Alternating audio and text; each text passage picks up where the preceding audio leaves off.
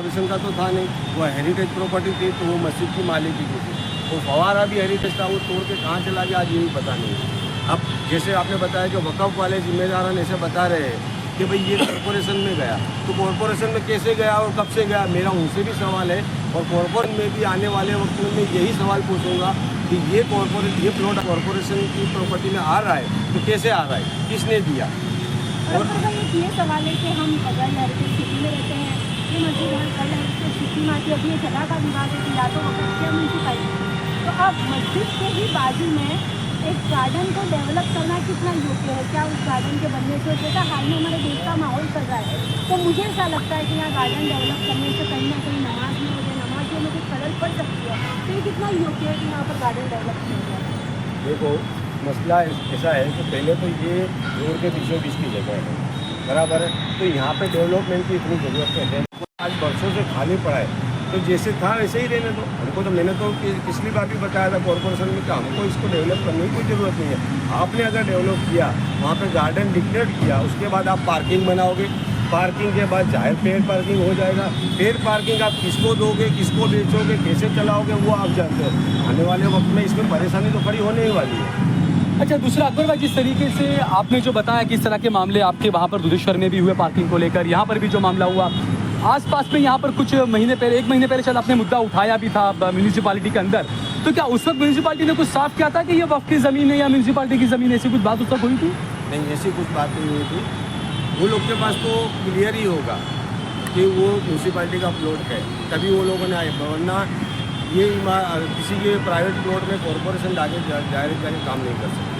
अगर उन्होंने यहाँ पे कोई कदम रखा या कोई मुद्दा उठाया कि कुछ डेवलप करना है, तो वो लोग ये सब बता रहे हैं हमको कि प्लॉट हमारा ही है। और इसी का मेरा विरोध था कि हमको वहाँ पे जो है डेवलपमेंट चाहिए। दूसरी बात ये है कि अब ये जो फुवारा तोड़ा है, एएसआई वालों को कहना चाहूँगा कि ये किसकी परमिशन से तोड़ा है। हमारे को तो एक खिलील मस्जिद में लगानी होती थी, एएसआई वाले केस कर देते और एएसआई वाले हमारे को आगे खड़े हो जाते हैं। जैसे मैंने पहले भी कहा है कि 300 मीटर की हद हमारे को लगती है, सरकारी काम करने में 300 मीटर की हद नहीं लगती। इतनी बड़ी बजर की कॉर्ड बन गई जुम्मा मस्जिद के सामने, वो उसमें क्या ईंट और सीमेंट और वो फॉरेन से मंगाए थे या चांदी की ईंटें वापरी थी या सीमेंट का ही आपने स्पेशल वापरा था कि वो हेरिटेज को नुकसान नहीं करती। जब पब्लिक काम करती है तो ये कायदा फिर क्यों लिया था? और हम कोर्ट विस्तार वालों को ये कायदा लगता है।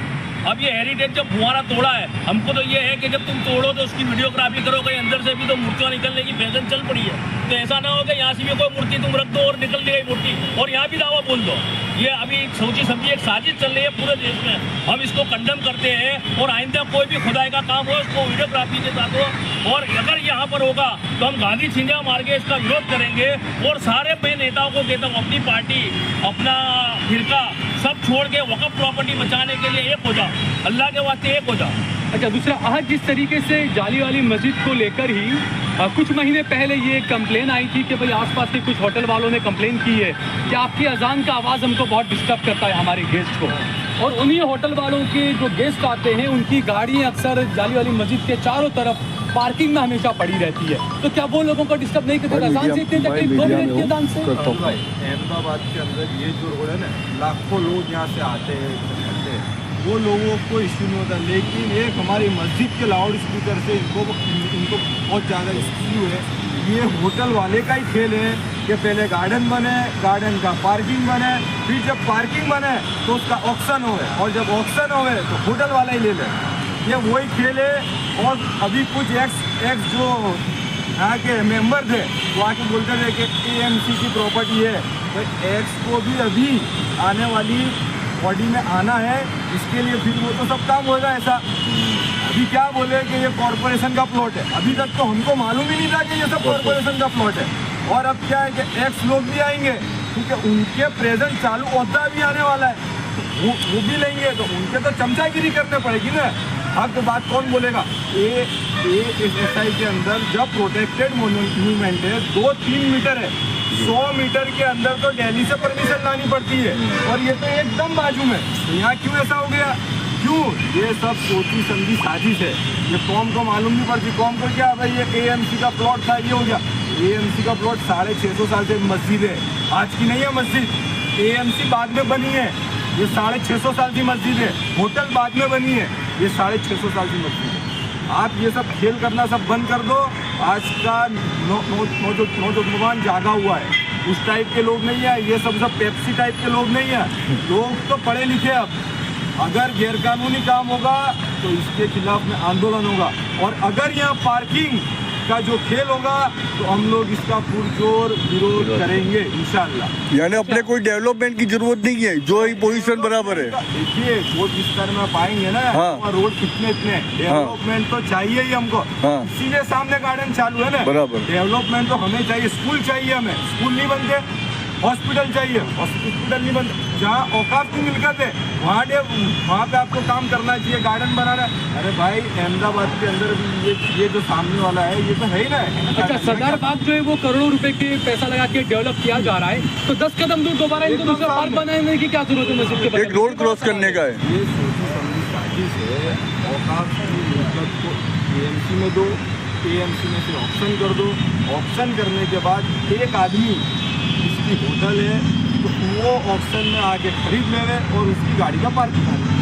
अच्छा अनीस, जिस तरीके से दरियापुर से तुम हो, दरियापुर वो एरिया है कि सबसे ज़्यादा हेरिटेज सिटी बनने के बाद सबसे ज़्यादा प्रभावित वो एरिया हुआ है। एक तरफ डिस्टर्ब एरिया, इसको मजबूत बनाया गया, दूसरी तरफ हेरिटेज सिटी बनाकर देश को बेवकूफ़ बनाया गया।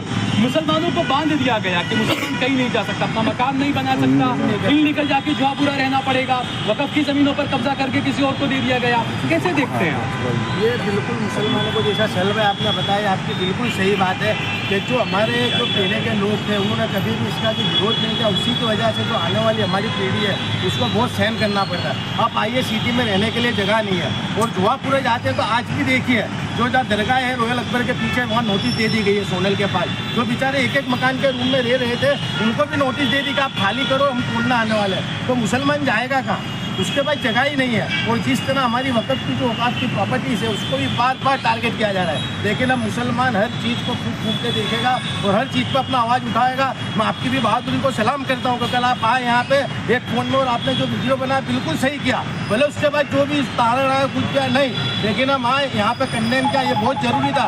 नहीं तो क्या होता, कल 10 गाड़ी थी, आज 20 खड़ी होती, और एक दूसरे पे सारे लोग ढोल देते हैं। वो बोलता उसने रखवा दी, वो बोलता उसने रखवा दी। बारगाम के पैसेंजर थे, उनको पता नहीं था। लेकिन नहीं, एक जैसे हज भाई ने आपको बताया, राजू भाई ने बताया, हमारे जो कॉर्पोरेटर है उन्होंने आपको बताया, भट्टी साहब ने, एक सीधी सीधी साजिश है कि यहाँ की जो प्रॉपर्टी जो खाली दिख रही है हमारे होटल वाले मालिक को देखा नहीं जा रहा है, इसको ये हड़प नहीं है। क्योंकि बार बार जब संडे होता है, बड़े बड़े प्रोग्राम होते हैं, भाजपा के पॉलिटिशियन आते हैं, उनके गेस्ट आते हैं, तो पूरी जो ये फुटपाथ है हमारी हेरिटेज की, इसको कवर कर लिया जाता है। और उनको क्या चाहिए कि हमारा एक प्लॉट रिजर्व हो जाए ताकि हमको दिक्कत ना हो और हमारे गेस्ट आराम से यहाँ पे पार्किंग कर सके और रह सके। पूरी साजिश है। मैं तमाम नौजवानों को कहना चाहूँगा, मुसलमानों को कहना